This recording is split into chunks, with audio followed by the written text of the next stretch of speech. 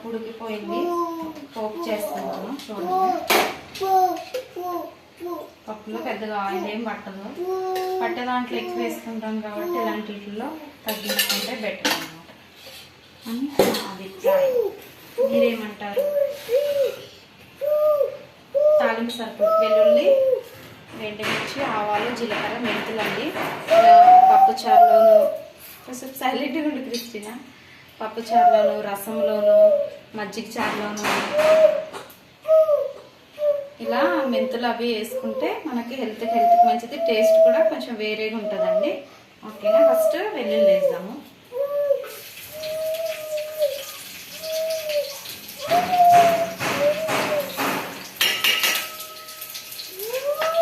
ఎండుమిర్చి, కరివేపాకు లాస్ట్కి వేసుకోవాలండి.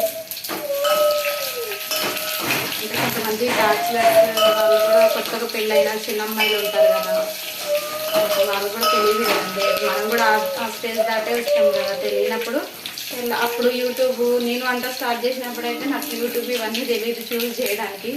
ఎన్నో దెబ్బలు అవి తిని, అంటే దెబ్బలు అంటే మీన్స్ కాల్చుకోవడం, ఇలా ఎక్కువ వంటలు చేసేటప్పుడు స్టార్టింగ్ ఏంటంటే ఇలా కుక్కర్స్ అన్నీ ఇలా అంచులు కాలిపోతూ ఉంటాయి అన్నమాట.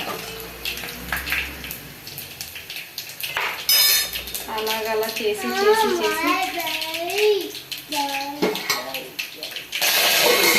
కరివేపాకు వేసాక అలా వేస్తే కొంచెం మనం స్టవ్ పాడాలన్నమాట.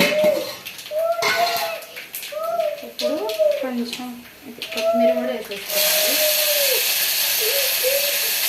కొంచెం పసుపు కూడా వేసుకోవాలండి. ఆనియన్స్ మాత్రం మనం నలిగేటప్పుడే. మెంతులు వేసాం కదా, మీరు పోపులో మెంతులు ఫ్రై చేయండి, ఆ ఫ్లేవర్ భలే ఉంటుంది అసలు. అయితే చాలామంది పప్పుచారు చేసి పప్పుచారులో తాలింపు వేస్తారు, కానీ తాలింపులో పప్పుచారు వేయాలండి, ఆ టేస్ట్ డిఫరెంట్గా ఉంటుంది. మీరు ఒకసారి ట్రై చేసి చెప్పండి, వేరే ఉంటుంది అన్నమాట అది టేస్ట్. దానికి దీనికి చాలా తేడా ఉంటుంది.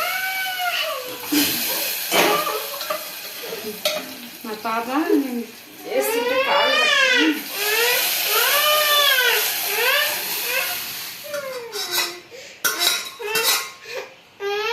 చూడండి, ఇలా పోపు పైకి రావాలన్నమాట.